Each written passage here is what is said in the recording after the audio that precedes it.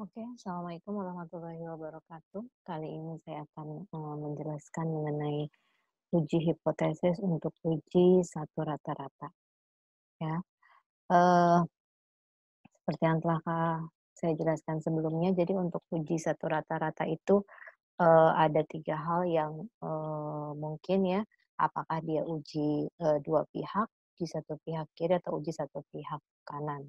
Ya, itu semua tergantung dari soalnya. Yang pertama adalah eh, kita membahas untuk uji rata-rata terhadap rata-rata ya untuk uji dua pihak ya. Jadi bisa kata lainnya bisa tail to tail, kemudian uji dua arah, uji dua ujung, uji dua ekor. Nah, itu semua sama saja ya. Oke, langkahnya ada 5, selalu ada 5 ya. Yang pertama kita mulai dengan persamaan hipotesisnya ya. Untuk persamaan hipotesisnya ada H0 dan H1 ya. Nah, untuk H0 itu dia selalu mu sama dengan 0 ya. Kemudian H1-nya itu mu tidak sama dengan 0 ya. Ini untuk uji dua pihak atau dua arah ya. Oke, yang langkah kedua adalah kita menentukan nilai tabelnya atau critical value. Ya, critical value bisa dengan 2 ya pilihannya apakah kita menggunakan tabel Z atau menggunakan tabel T ya. Nah, perlu diingat untuk uji dua pihak ini tandanya adalah positif dan negatif. Artinya karena dia uji dua pihak, maka akan ada dua nilainya ya. Untuk satu nilai yang sama itu bernilai satu negatif, satu positif ya.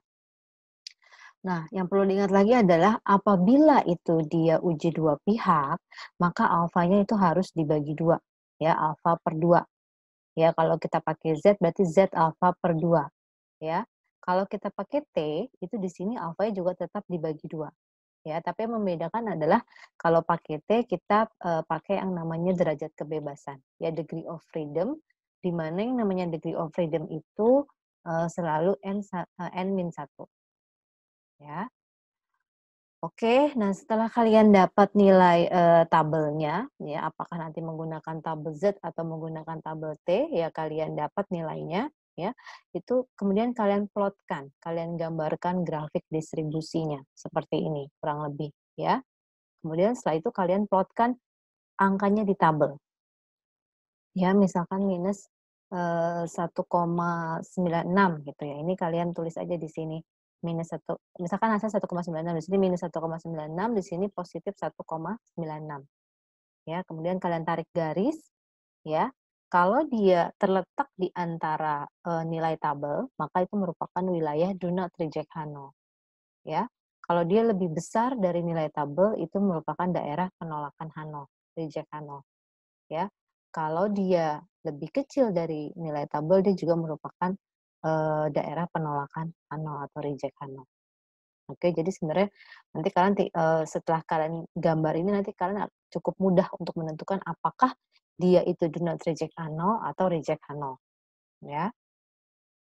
Yang ketiga adalah kita menentukan nilai tes statistik.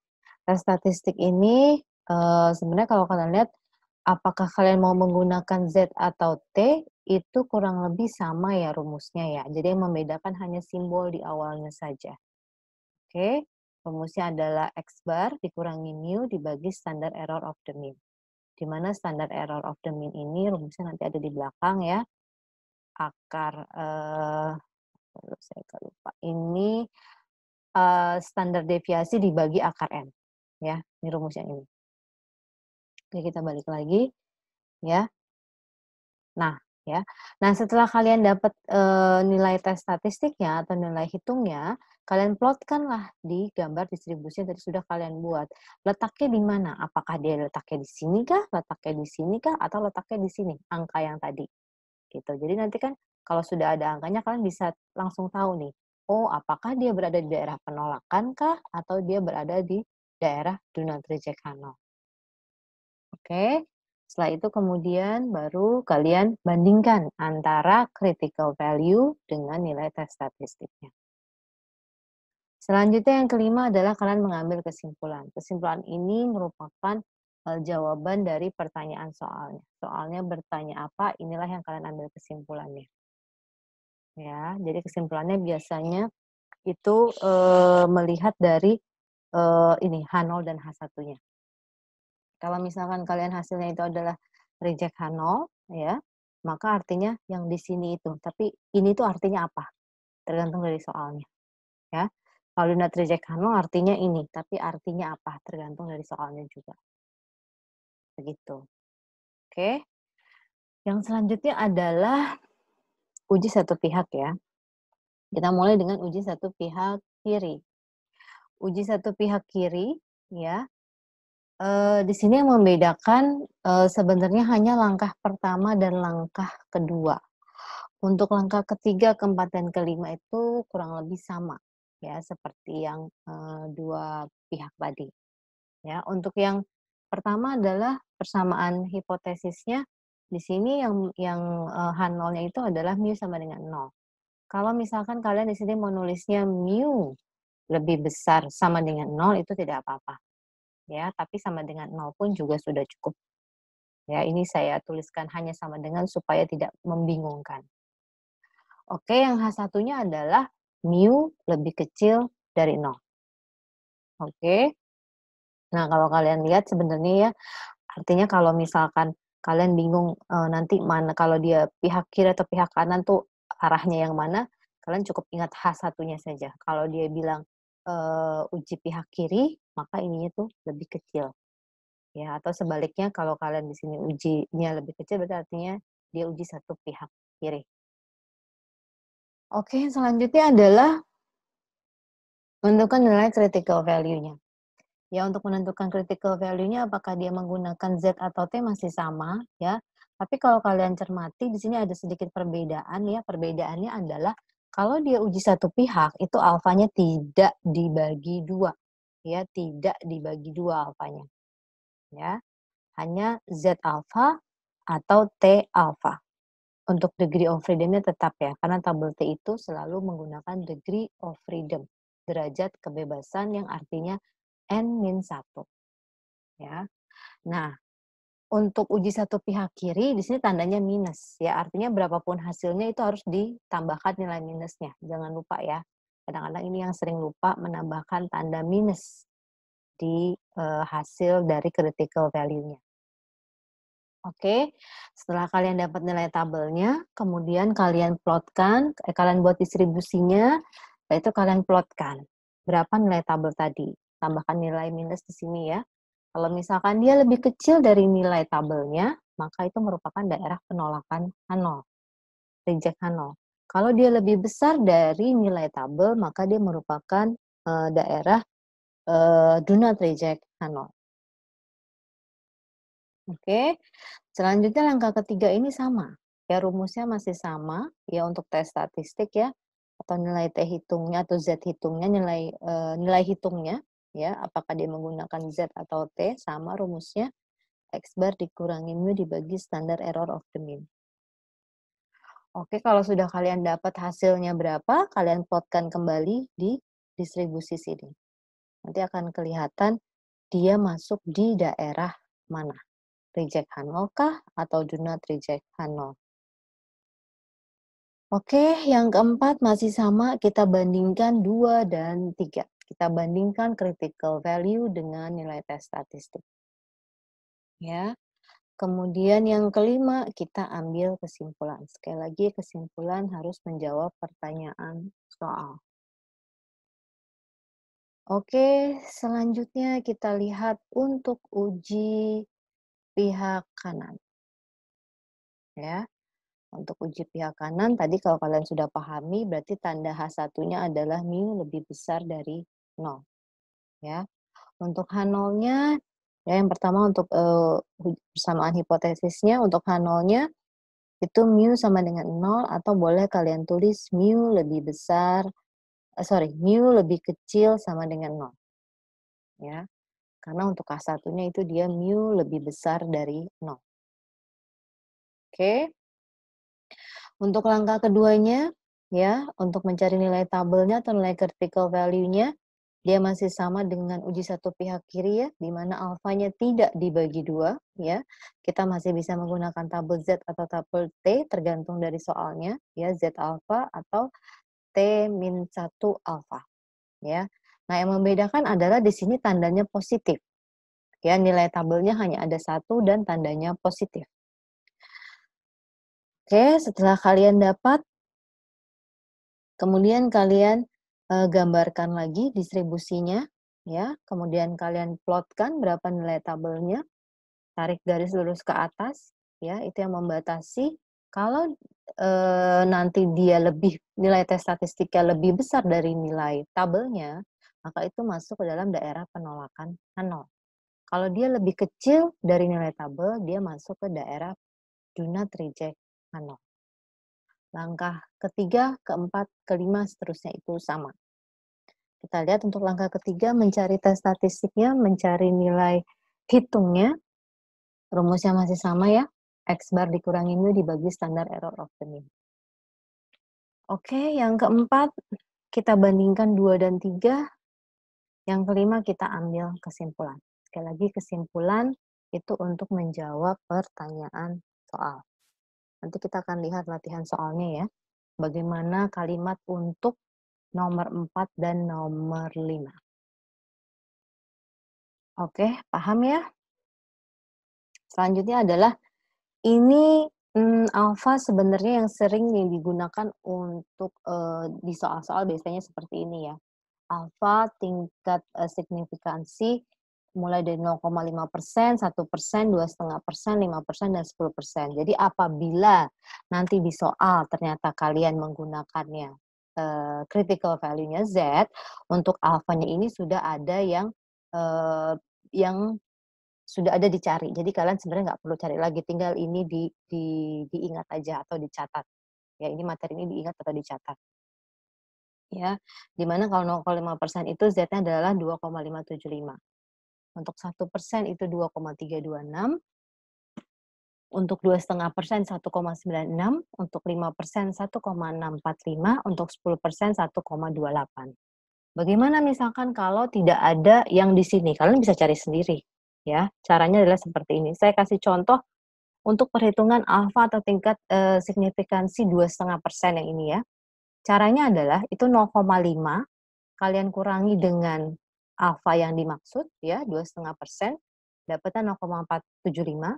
Kemudian kalian cari di tabel Z ya yang di bagian hasilnya nilai yang 0,4750.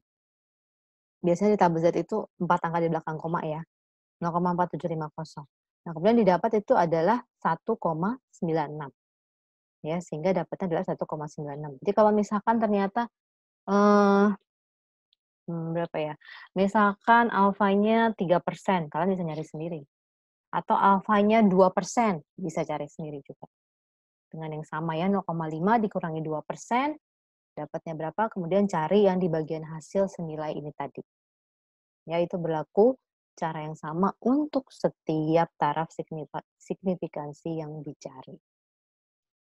Oke, paham ya? Selanjutnya adalah, nah ini tadi ya, kapankah kita pakai tabel Z, kapan kita pakai tabel T? Ya, ini seperti yang sudah pernah saya jelaskan juga di kelas ya. Jadi, apabila N-nya lebih besar dari 30, maka kita harus menggunakan tabel Z, yaitu menurut Central Limit Theorem. Nah, ini yang harus hati-hati adalah pada saat N kita kurang dari 30.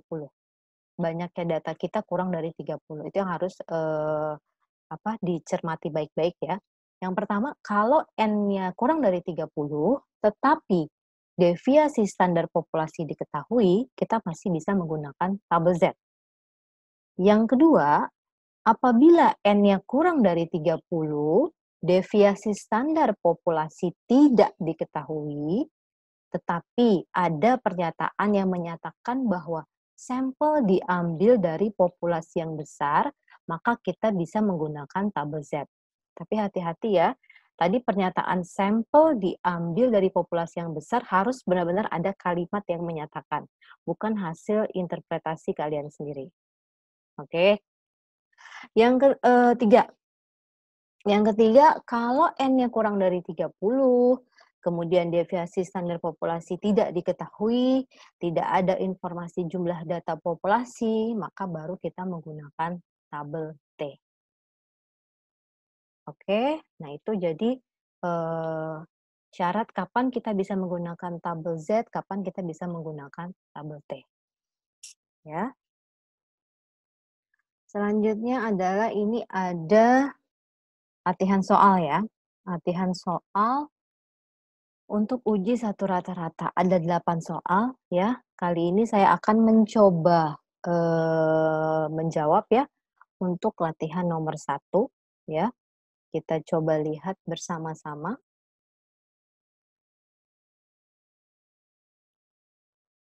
Oke, ya di sini ada soalnya ya. Populasi X berdistribusi probabilitas normal dihipotesiskan memiliki rata lebih dari 6. Ya. Sampel acak dengan pengembalian berukuran NX sama dengan 25 menunjukkan rata X sama dengan 6,25 dan simpangan baku SX 0,5. Hipotesis ini diuji pada taraf signifikansi. Oke. Nah, untuk mengerjakan ini akan lebih baik bagi kalian untuk menulis yang diketahui terlebih dahulu. Ya, boleh diketahui apa aja. Kita lihat di sini yang diketahui adalah, misalnya kita lihat yang pertama ya, sampel acak dengan pengembalian berukuran NX25. Berarti N-nya banyaknya data itu 25. Kemudian menunjukkan rata X, ini X barnya 6,25. Simpangan bakunya, ini simpangan baku sampel ya, S-nya 0,5. Hipotesis diuji pada taraf signifikansi 0,05. Ya, berarti alfanya 0,05. Ya, kemudian ini dihipotesiskan memiliki rata lebih dari 6. Ya, nah itu berarti perlu diperhatikan bahwa di sini ratanya lebih dari 6. Ya. Nah, kemudian bagaimana kita mulai dari langkah yang pertama ya? Langkah yang pertama adalah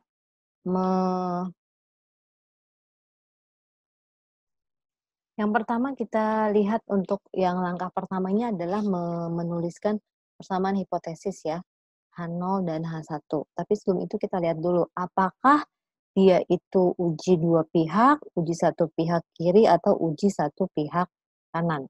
Yang pasti yang pertama adalah di sini kalau H0-nya itu udah pasti sama dengan ya, gitu. Nah, yang H1-nya gimana? H1-nya dia bilang memiliki rata lebih dari 6, ya. Nah, itu gimana kira-kira? Apakah dia itu eh, uji satu pihak kiri atau uji satu pihak kanan? Nah, ya. Jadi, benar kalau memang dia memiliki rata lebih dari 6, maka di sini dia merupakan apa namanya? Uji satu pihak kanan ya. Yang artinya di sini tandanya lebih besar dari 6. Oke? Nah, kemudian langkah kedua kita lihat itu adalah critical value-nya atau nilai tabelnya. Nah, di sini kan sudah harus memastikan apakah kita menggunakan tabel Z atau menggunakan tabel T, ya. Yang pertama adalah N-nya kurang dari 30. Nah, N kurang dari 30 tadi ada 3 ya. Ya. Kemudian N kurang dari 30, apakah deviasi standar populasi diketahui? Tidak, ya. Apakah terdapat pernyataan bahwa sampel diambil dari populasi yang berukuran besar? Tidak ada juga.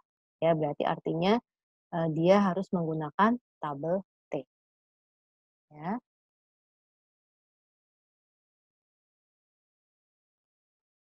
Oke, gunakan tabel T. Ya. Nah, untuk menggunakan tabel T di sini berarti kita lihat dulu ya, ini saya copy dulu ya.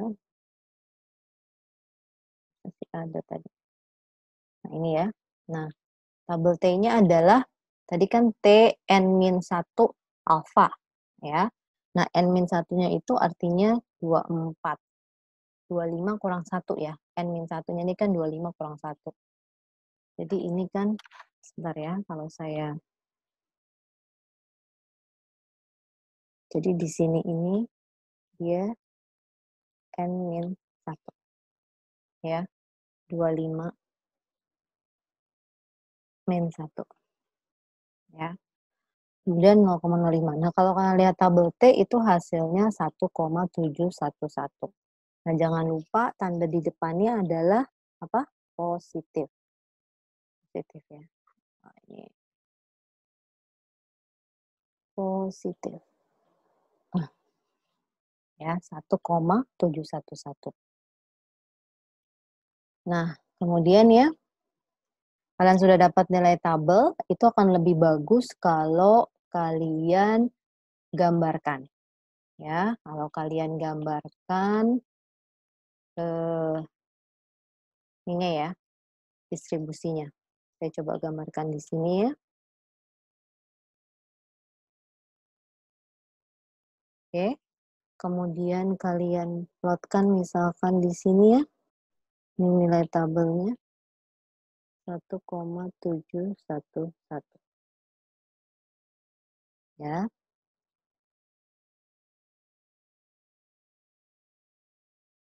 Kemudian yang di sini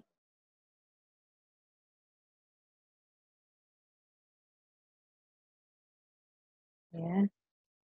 Kalau misalkan kalian lihat tadi ya, kalau untuk yang ke kanan artinya apa?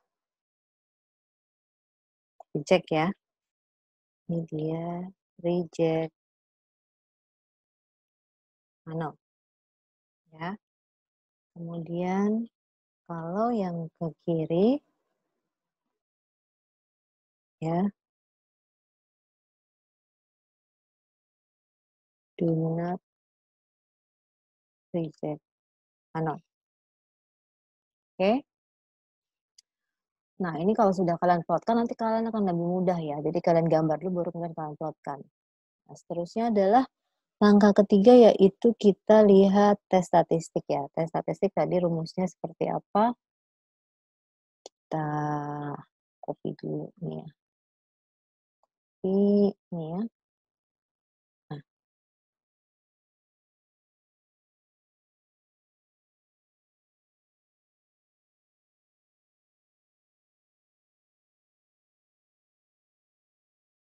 sini aja ya. Oke. Nah, jadi untuk tes statistik ya, di sini kan rumusnya tadi T sama dengan X bar dikurangi mu dibagi standar error of the mean ya. Standar error of the mean-nya kalian cari terlebih dahulu, di mana itu sama dengan S dibagi akar N ya. Memang sebenarnya rumus awalnya adalah tau ya, tau X deviasi standar populasi dibagi dengan N. Tapi apabila deviasi standar populasi tidak diketahui, kita bisa menggunakan nilai deviasi standar dari sampelnya ya. Deviasi standar atau simpangan baku dari sampel adalah 0,5. Maka 0,5 dibagi dengan akar N, akar 25. Dapatlah dia di sini 0,1. Setelah standar error of the mean-nya dapat, baru kemudian kalian lanjutkan langkahnya untuk mencari nilai tes statistiknya. Ya. X bar-nya berapa tadi? X bar-nya di sini adalah 6,25 ya. 6,25 dikurangi dengan mu, mu-nya itu harus sama dengan yang di sini ya. Nih, mu ini harus sama dengan yang di sini. Ya. Jadi, mu-nya itu ya, ini harus sama. Ya, angkanya. Jadi kalau di sini kalian nulisnya 6, maka di sini juga 6. Oke. Kemudian hasilnya selanjutnya adalah dapat nilai tes statistiknya 2,5. Ini positif ya. Nah, setelah kalian dapatkan nilai tes statistiknya, kalian plotkan lagi di gambarnya sini. Ya, 2,5 letaknya di sini kiri atau di kanan dari 1,711? Di kanan ya. Oke, jadi sehingga di sini ya, kita tarik garis ke atas ya. Ini positif 2,5. Ini tes statistik ya, tadi itu critical value, yang ini critical value ya. Nah, dari gambar ini saja kalian sudah bisa tahu kan bahwa oh dia letaknya di bagian daerah reject Hanoi gitu ya. Maka langkah keempatnya adalah kalimat untuk, pembandingnya ya. Jadi kalimat untuk pembandingnya ini saya, hapus dulu ya, biar lebih ini hapus lagi, oke, ya. Jadi ini kalimatnya seperti ini ya, karena nilai tes statistik positif 2,5 lebih besar dari nilai critical value 1,711, maka tolak H0, jangan lupa tambahkan ini ya, kayaknya ada lagi deh, ada nggak? Nah, nih, ya, tambahin ini nih, pada alfa 5%. Saya pindahin ke atas saja ya, kalimatnya jadi nggak nyambung. Oke, ini kalimatnya harus seperti ini ya. Karena nilai tes statistik 2,5 lebih besar dari nilai critical value 1,711, maka tolak H0 pada alfa 5%. Kenapa sih alfa 5% ini begitu penting? Karena eh, dia di reject itu atau reject H0 itu terjadi pada saat alfanya 5%. Mungkin akan memberikan hasil yang berbeda apabila alfa kalian berbeda. Misalkan alfanya 1%, 1,5%, atau 2%, 2,5%. Gitu. Jadi makanya ini sangat penting. Jadi nggak bisa kalau hanya maka tolak H0. Nah itu kita kan nggak tahu nih, ini tolak H0 pada signifikansi berapa nih ditolaknya. Gitu ya. Nah kemudian selanjutnya yang kelima adalah kesimpulan. Ya, untuk kesimpulan di sini kesimpulannya adalah sampel berasal dari populasi dengan rata lebih dari 6. Nah, tadi kan saya bilang ya, kalau dia tolak H0, ya, kalau dia tolak H0, kita harus fokus pada pakai warna apa ya? Hijau, ya. Kalau dia tolak H0, ya, tolak H0, reject H0, kita harus fokus pada yang namanya H1, ya. H1-nya bilang apa? Oh, H1-nya bilang rata populasi lebih dari 6. Maka inilah yang kesimpulannya, menjawab pertanyaan soal. Ya, meskipun ya soal bisa lebih kompleks dari ini ya, tidak sesimpel ini. Itu. Oke. Nah, kalau sudah paham ya, nanti mungkin masih ada yang eh, belum dipahami atau kurang dipahami, kalian cermati dulu. Materinya juga sudah ada di Sibering ya. Nanti untuk tugas akan saya informasikan di Sibering. Oke, sekian dulu untuk materi kali ini, uji hipotesis satu rata-rata. Terima kasih. Wassalamualaikum warahmatullahi wabarakatuh.